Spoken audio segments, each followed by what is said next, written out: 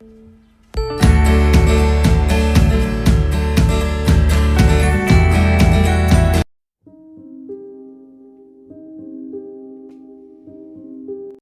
बच्चों, online study platform में आप सबका स्वागत है। मैं आपका मैथ्स टीचर गौरव कुमार आपके सामने आज जो मैं क्वेश्चन लेके आया हूँ ये एसएससी एमटीएस, एसएससी सीजीएल और एसएससी सीएचएसएल में पूछे गए क्वेश्चन है, जो कि मैं आपको एकदम बेसिक से करवाऊंगा।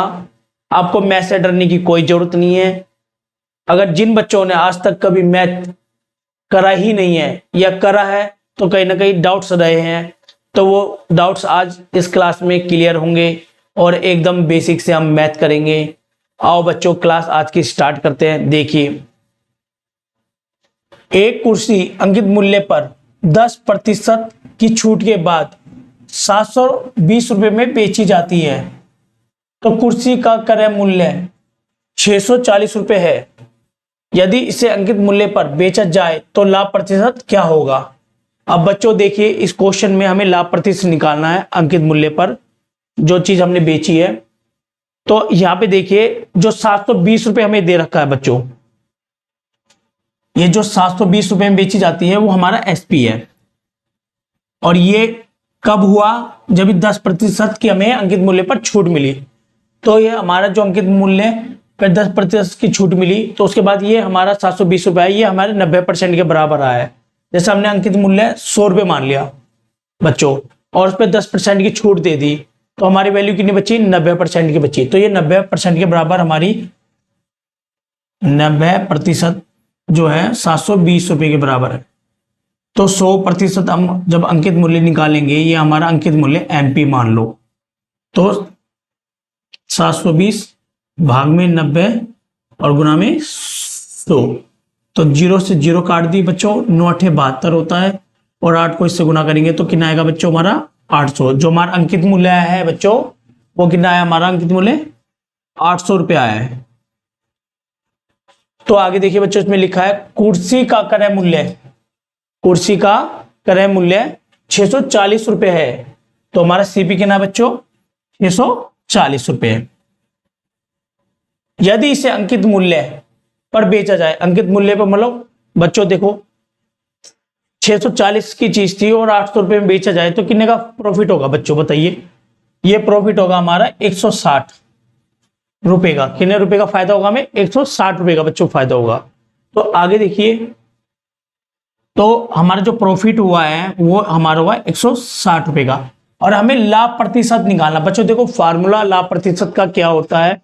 वो ये होता है कि प्रॉफिट प्रतिशत बराबर प्रॉफिट अपॉन में सीपी मल्टीप्लाई 100।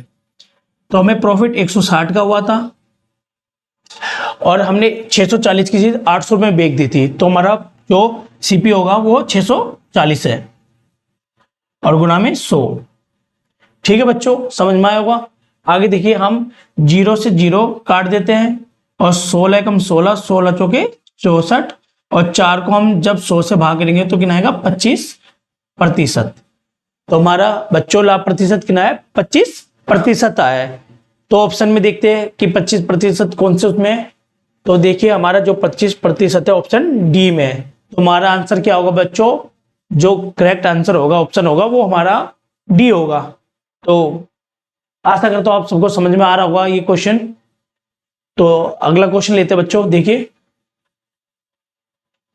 ये हमारा अगला क्वेश्चन है। देखिए, इसमें लिखा हुआ है बच्चों, एक व्यक्ति 1600 मीटर लंबे मार्ग को 4 मिनट में पार करता है, तो उसकी चाल किलोमीटर प्रति घंटे में कितनी है? तो बच्चों हमें ये क्वेश्चन कैसे हल करेंगे बताइए? क्या इसका ऑप्शन होगा बताइए बच्चों?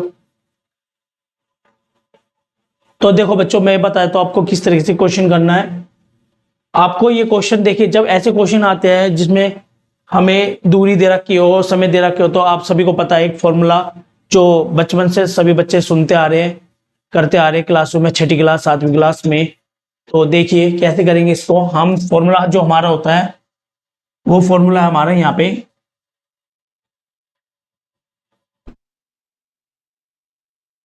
दूरी बटे चाल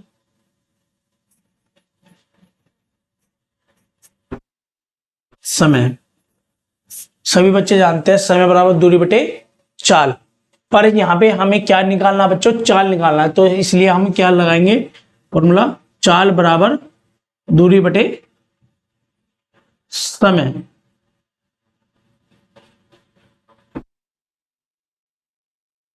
तो दूरी हमारे पास कितनी है बच्चों, 1600 मीटर, कितनी है 1600 मीटर, और समय हमारे पास कितना है 4 मिनट। अब बच्चों देखो 4 मिनट को हम छोटी इकाई में तोड़ेंगे, मतलब कहने वाला समय की छोटी इकाई मतलब 60 सेकंड। अब इसको हम सेकंड में बदल लिया, 1 मिनट में 60 सेकंड होते हैं बच्चों, तो हमें इसको सेकंड में बना लिया। और पर पूछा क्या है हमारा तो ये आया है मीटर पर सेकंड आया है बच्चों, तो हमें बनाना है किलोमीटर प्रति घंटे की रफ्तार से जो चाल है वो बनानी है। तो कैसे करेंगे, जब मीटर प्रति सेकंड दे रखा हो तो हमें जब किलोमीटर प्रति घंटे में चेंज करना होता है, तो बच्चों इसको हम 18/5 से मल्टीप्लाई करते हैं, तो हमें क्या प्राप्त होता है, किलोमीटर प्रति घंटा प्राप्त होता है बच्चों। और अगर हमें किलोमीटर प्रति घंटे को 5/18 से अगर हम गुना करते हैं तो हमें मीटर प्रति सेकंड प्राप्त होता है।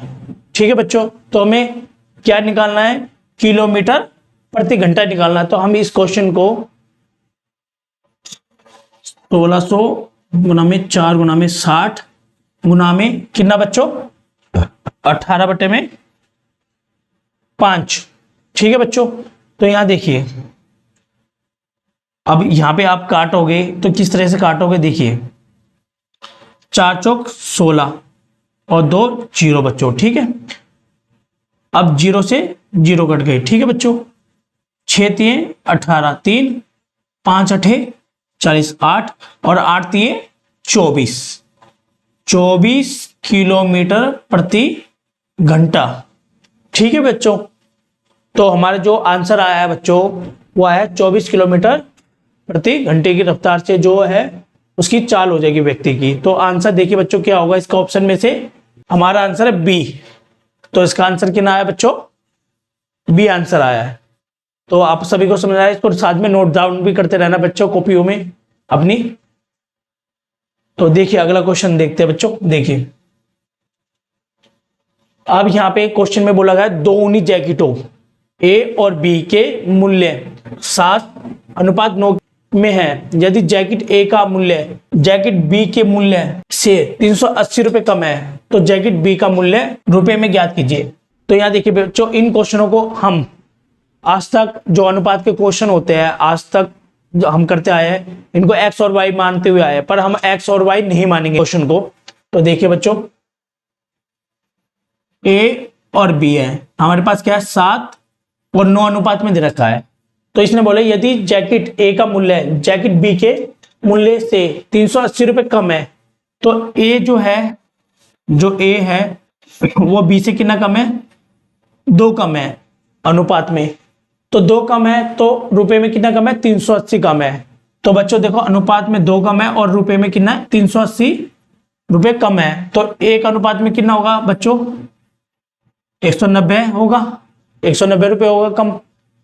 तो इसमें पूछा क्या है, तो जैकेट बी का मूल्य रुपए में ज्ञात कीजिए। अब बी कितना हमारा 9 है, अनुपात है, तो 9 को 190 से गुना कर दीजिए बच्चों, क्योंकि इन्होंने बी का पूछा है तो इसलिए हमें 9 से गुना करनी पड़ेगी। तो 9 से गुना करेंगे, 0 का 0 और 19 निम्न 171। ठीक है बच्चों, इतने रुपए हमारे जो होगा बी का जैकेट का मूल्य 1710 रुपए होगा। तो किस ऑप्शन में 1710 रुपए है देखते हैं।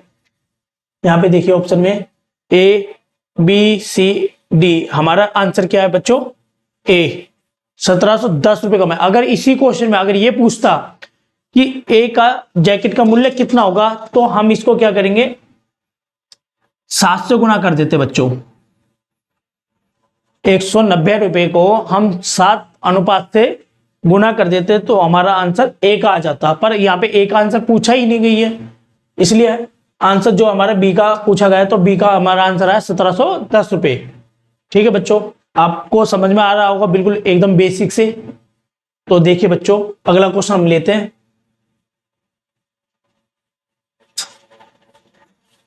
एक दुकानदार ने 1200 रुपए में 150 पेन के भाव पर पेन खरीदे और 1620 रुपए में 180 पेन के भाव पर बेच दिए। उसका प्रतिशत लाभ या हानि ज्ञात कीजिए बच्चों।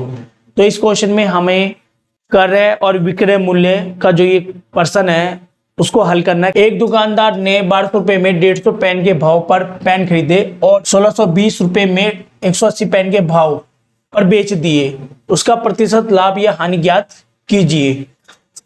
तो बच्चों देखिए, इस क्वेश्चन को हम किस तरीके से करेंगे। देखिए, अब इसने क्या करा, एक दुकानदार ने 1200 रुपए में 150 पेन के भाव पर खरीदे। खरीदे का मतलब क्या होता है, कॉस्ट प्राइस।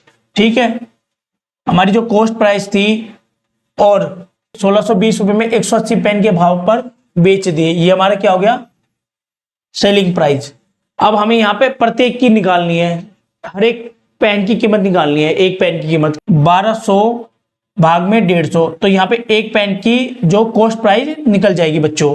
ऐसे ही हमें सेलिंग प्राइस 1620 रुपए के 180 पेन है, तो एक पेन कितने का बेचा उसने, तो यहां से उसकी वैल्यू निकल जाएगी। देखिए यहां से 0 से 0 और 15 8 120, तो 8, मतलब एक पेन 8 रुपए में खरीदा और 0 से 0 काट दिया और 18 निम में 162 9, और उसी पेन को 9 रुपए में बेच भी दिया।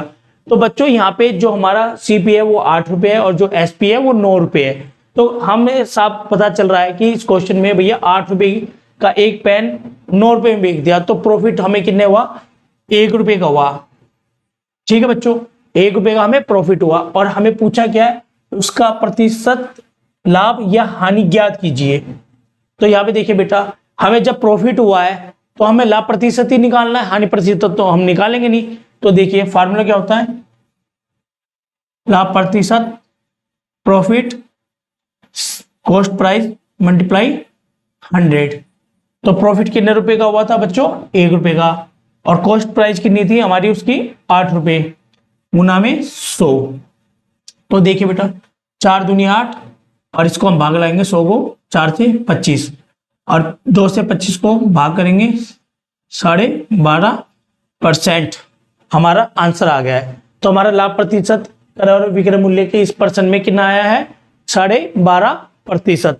तो ऑप्शन में 12.5% देखते हैं बच्चों किसमें, ऑप्शन में, तो इसमें डी ऑप्शन में 12.5% दिया गया है। तो हमारा आंसर कौन सा होगा बच्चों, डी। आप सभी को समझ में आया होगा, इसको कॉपी में नोट कर लीजिए। ठीक है बच्चों, आगे देखिए अगला क्वेश्चन। प्रश्न है बच्चों, ये औसत से रिलेटेड है। ज्यादातर जो भी क्वेश्चन हमारे गवर्नमेंट सेक्टर में पूछे जाते हैं वो औसत से भी पूछे जाते हैं। तो ये एक बहुत बढ़िया क्वेश्चन है जो मैं आपके सामने लाया हूं। तो इसे देखिए किस तरीके से करेंगे बेटा। 10 प्रेक्षणों का औसत 46 है। बाद में यह ज्ञात हुआ कि एक प्रेक्षण को 142 के स्थान पर 42 पढ़ा गया था, सही औसत ज्ञात कीजिए। तो बच्चों इस क्वेश्चन को कैसे करेंगे, देखिए इसमें बताया गया है कि 142 के स्थान पर 42 पढ़ा गया है, 142 के स्थान पर 42 पढ़ा गया है, तो कितना कम पढ़ा गया है, 100 कम पढ़ा गया है। कॉमन सी बात है, दिख रहा है कि 142 के स्थान पर 42 पढ़ा गया है, तो कितना कम पढ़ा गया है, 100 कम पढ़ा गया है। तो हमारा औसत कितना दे रखा, 10 प्रेक्षणों का औसत 46 दे रखा था। तो अब 100 का कितना होगा, तो देखिए बच्चों 100 को जब हम 10 से भाग देंगे तो हमारा 10 औसत निकलेगा। और कितना कम था, 10 कम था। कब कम था, 142 का जब हमने 42 पढ़ा, और हमारा बात पहले कितना आ रहा था, 46। जब हम 46 में 46 औसत में 10 औसत और जोड़ देंगे जो हमारा द्वारा कम पढ़ा गया था, तो इसका आंसर कितना आएगा बच्चों, 56। तो इसका आंसर कितना आएगा बच्चों, 56 आएगा। तो ऑप्शन में देखिए 56 किस में है, देखिए यहां पे ये ऑप्शन ए में है। तो हमारा आंसर जो है वो इसका ए होगा। कैसे होगा, मैंने अभी आपको बताया करके, देखिए बच्चों, तो नेक्स्ट क्वेश्चन लेते हैं।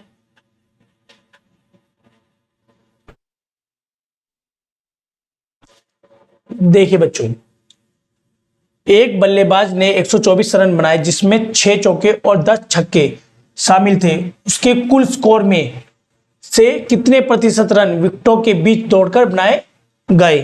ठीक है बच्चों, तो देखिए इस क्वेश्चन को हम कैसे करेंगे। इसने बोला एक बल्लेबाज ने 124 रन बनाए, मतलब टोटल रन कितने हैं बच्चों? हमारे पास जो टोटल रन है वो कितने हैं बच्चों? 124 रन है, और जिसमें 6 चौके, चौके का मतलब 4 रन, आप सभी जानते हो, और छक्के का मतलब 6 रन।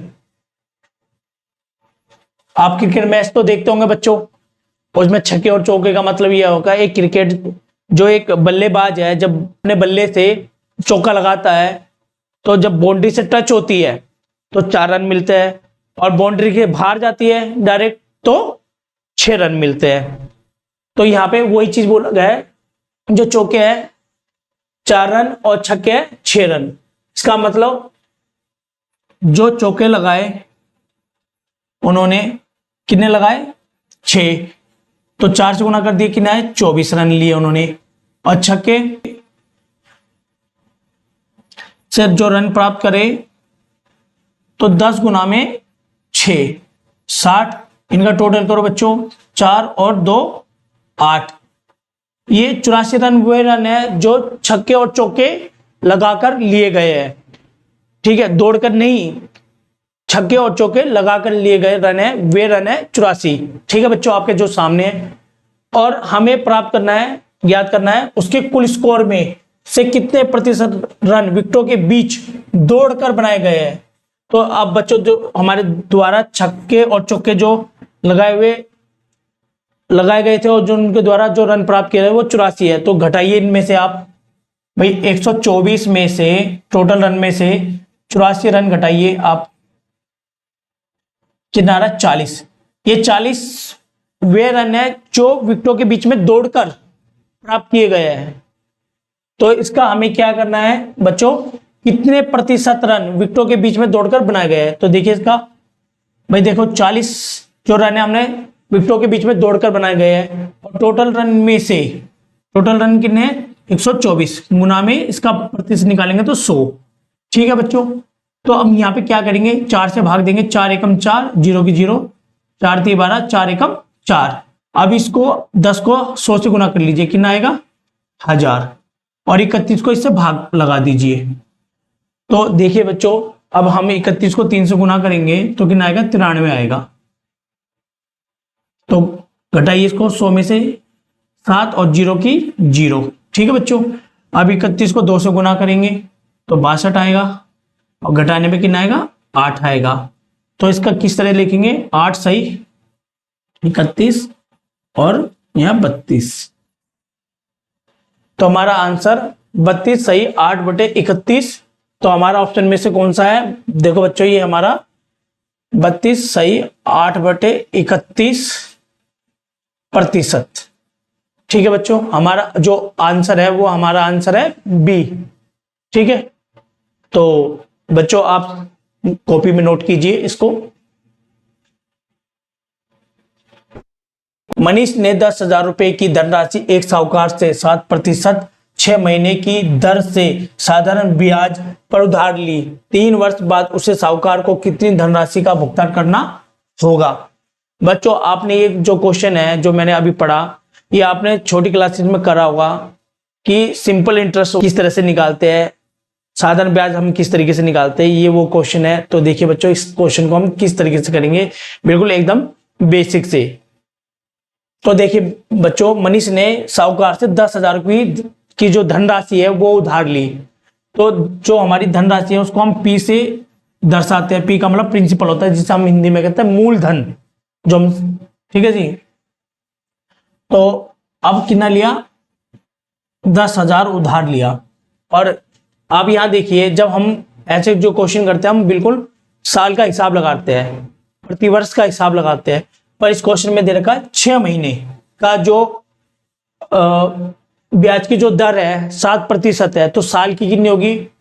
साल में 12 महीने होते हैं, तो प्रतिशत जब 6 महीने की दे रखी है दर, तो साल की 14 होगी बच्चों। जो रेट ऑफ इंटरेस्ट होगा वो इसका कितना होगा बेटा, 14% होगा साल का। ठीक है, और हमें समय कितना दे रखा, 3 वर्ष, टाइम कितना दे रखा बच्चों, 3 वर्ष। तो सिंपल इंटरेस्ट कैसे निकालते हैं बेटा, देखो इसमें पहले हम SI सिंपल इंटरेस्ट PR गुना T अपॉन में 100। तो हमारा जो प्रिंसिपल है वो कितना दे रखा है बच्चों, 10,000। रेट ऑफ इंटरेस्ट कितना दे रखा बच्चों, 14। ठीक है बच्चों, और टाइम कितना दे रखा, 3 और अपॉन में 100। ठीक है बच्चों, तो यहाँ पे देखिए 0 से ये 0 हमने काट दी। ठीक है, 14 थी 42 और 2 0 हमने पीछे लगा दी इसमें। ठीक है बच्चों, तो हमारा ये साधारण ब्याज आ गया। और हमें क्या निकालना है बच्चों, 3 वर्ष बाद उसे साहूकार को कितनी धनराशि भुगतान में देनी पड़ी। अब भुगतान में कितनी देनी पड़ी, जो 10,000 लिए वो तो देने पड़ेंगे हम सबको, और प्लस साधारण ब्याज जो उसमें ऐड होता है बच्चों, आप सब जानते हो, क्योंकि ये मिश्र धन बन जाएगा। ठीक है, क्योंकि मूल धन तो हमने लिया था 10,000। भाई जब आप लोग उधार लेते हो तो भैया अब उधार लेने के बाद आप ब्याज भी दोगे, तो ब्याज उसमें ऐड करके दोगे ना। तो ऐसे ही यहाँ पे जो मनीष ने उधार जो लिए थे 10,000 में, उसका जो ब्याज 3 वर्ष बाद कितना देना पड़ा, 4200 रुपये। तो उसकी जो मिश्र धन है, जो अमाउंट है वो कितना है बच्चों, इसमें 10,000 प्लस 4200, तो कितना बन गया, 14,200 रुपये हमने साहूकार को वापस दिए। मतलब मनीष ने साहूकार को 10,000 के बदले 3 वर्ष बाद 14,200 रुपये दिए। तो हमारा आंसर 14,200 रुपये आ रहा है। और ऑप्शन में देखिए बच्चों कौन सा 14,200 रुपये है, तो ऑप्शन में हमारा डी आंसर 14,200 रुपये है। तो बच्चों इसे कॉपी में नोट डाउन कीजिए इस क्वेश्चन को जो मैंने समझाया है। चलिए नेक्स्ट क्वेश्चन लेते हैं।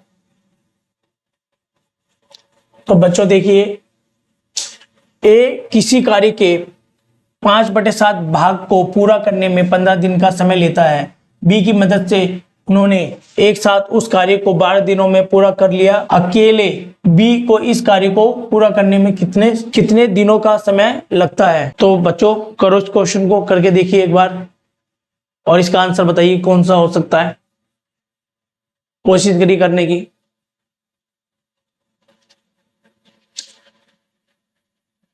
चलो ठीक है बेटा, मैं ही करवा देता हूँ इस क्वेश्चन को। और देखिए कितना एकदम बिल्कुल बेसिक से ये क्वेश्चन मैं आपको समझाऊंगा। ये टाइम एंड वर्क का क्वेश्चन है जो हर बार SSC या अन्य किसी भी गवर्नमेंट जॉब या प्रतियोगिता में पूछा गया है। तो देखिए कि ये जो ए है वो किसी कार्य 5/7 भाग को पूरा करने में 15 दिन लेता है। तो 5/7 भाग को 15 दिन में कंप्लीट करता है। ठीक है बच्चों, तो अब ये देखिए 7 में से 5 भाग कंप्लीट कर रहा है। ठीक है, तो इसको कैसे करेंगे, तो एक भाग को कैसे करेगा बच्चों, 15 7/5, 5 × 15 और 3 × 7 21, 21 दिन में पूरा करेगा बच्चों। कितने दिन में पूरा करेगा, 21 दिन में पूरा करेगा। ठीक है, या इसको हम किस तरीके से कर सकते हैं, देखो हम इस तरीके से भी कर सकते हैं इसको। देखिए इसको हम क्या करेंगे, जैसे मान लो 7 में से 5 भाग 15 दिन में करता है। अगर 5 भाग 15 दिन में पूरा करता है तो एक भाग कितने दिन में पूरा करेगा, 3 दिन में पूरा करेगा। तो 7 भाग कितने में करेगा, 7 × 21, 21 दिन में पूरा करेगा। ठीक है बच्चों, इस तरीके से भी हम कर सकते हैं। तो आगे देखिए, इसको हम जब एक कार्य को 21 दिन में पूरा करता है, ठीक है, और बी की मदद से उन्होंने एक साथ उस कार्य को 12 दिन में पूरा कर लिया है। बी अकेले इस कार्य को पूरा करने में कितना दिनों का समय लेगा या लगता है। तो देखिए A + B उस कार्य को करने में कितना समय लेगा? 12 दिन। 12 दिन लेता है। तो देखो, जब अगर ए, मान लो ए कार्य को x दिन में करता है और ए और बी किसी कार्य को y दिन में करता है, तो इसका एक छोटा सा मैं ट्रिक बताता हूं आपको इस क्वेश्चन को करने की। देखिए, x गुना में y और x माइनस वाई, कहने का मतलब अगर आपने इसको x माना है, इसको y माना है, तो देखिए 21 गुना में 12 और 21 में से 12 का 9। ठीक है बच्चों, 3 सत्ते 21, 3 3 9 और 3 चौक 12, 7 चौक 28। बी अकेला 28 दिन लेगा इस कार्य को करने में बच्चों। अगर ए इस कार्य को करने में 21 दिन लेता है, तो बी इस कार्य को अकेला करने में 28 दिन लेगा बच्चों। तो हमारा आंसर क्या आ गया बेटा? 28 आ गया। ऑप्शन देखिए 28 किस में है? डी ऑप्शन में है। तो हमारा आंसर क्या होगा बच्चों? 28 दिन होगा। तो आप सभी को बच्चों ये क्वेश्चन समझ में आया होगा, मैं आशा करता हूं। और आप कृपया करके इस क्वेश्चन को कॉपी में नोट डाउन कीजिए, जो कि आपके जब एग्जाम आएंगे तो आपको ऐसे क्वेश्चन करने में मदद मिलेगी। उतारिए। ठीक है बच्चों, बच्चों आप सबको समझ में आए होंगे बिल्कुल एकदम बेसिक से, क्योंकि मैंने आपसे वादा किया था कि मैं जो भी पढ़ाऊंगा बिल्कुल एकदम बेसिक से पढ़ाऊंगा। जिन बच्चों को मैथ से डर लगता है या मैथ आता ही नहीं है, वो मैथ सीखने की कोशिश करते हैं पर मैथ उनको समझ में नहीं आता, तो हमारे इस चैनल पे उनको बिल्कुल एकदम बेसिक से मैथ करवाया जाएगा। उनका जो मैथ का डर है वो बिल्कुल दूर कर दिया जाएगा। और मैं एक बात और आप सभी को कहना चाहता हूं, आप हमारे चैनल से जुड़े रहिए और आपको नई नई मैथ की वीडियो मैं लाता रहूंगा। और जो भी प्रीवियस ईयर के क्वेश्चन पूछे गए हैं प्रतियोगिताओं में सरकारी, वो भी मैं आपको करवाऊंगा साथ के साथ। और हमारे चैनल को प्लीज लाइक कीजिए। तो बच्चों आप सबको ये वीडियो पसंद आई होगी आज की क्लास मेरी, और बिल्कुल मैंने आज बिल्कुल एकदम बेसिक से आप लोगों को करवाया है। तो जिस बच्चे को भी इस क्वेश्चनों में जो भी मैंने क्वेश्चन करवाया है, अगर कोई भी प्रॉब्लम होती है या कोई भी दिक्कत समझने में दिक्कत आती है, तो आप प्लीज कमेंट बॉक्स में बताएं मुझे। मैं आने वाली वीडियो में जो भी आपकी प्रॉब्लम होगी उनको मैं समझाऊंगा। और ज्यादा से ज्यादा इस वीडियो को दूसरे बच्चों तक पहुंचाइए जिनको मैथ में डर लगता हो या मैथ में कमजोरी हो, कहने का मतलब मैथ समझ में नहीं आता हो। तो उन बच्चों के लिए ये बिल्कुल रामबाण इलाज है। जो ये वीडियो आज मैंने करवाई है बिल्कुल रामबाण इलाज है। अगर आप इस चैनल पर नए हो तो उसे सब्सक्राइब कीजिए, क्योंकि आने वाले समय पे मैं आपके लिए और नई नई मैथ्स की वीडियोस लाऊंगा जो आपके लिए बिल्कुल बेसिक से होगी और बढ़िया तरीके से आपको समझ में आएगी। और दूसरी बात, मैं आपको एक बात और कहना चाहता हूं कि आप डेली जो क्लास होगी इस पे मैथ्स की आपकी जो भी आपके डाउट्स होंगे वो क्लियर करवाए जाएंगे। इस वीडियो को ज्यादा से ज्यादा शेयर कीजिए और इस चैनल को सब्सक्राइब कीजिए और इस चैनल को भी ज्यादा से ज्यादा शेयर कीजिए, दूसरे बच्चों तक पहुंचाइए। Thanks for watching online study platform. जय हिंद, जय भारत।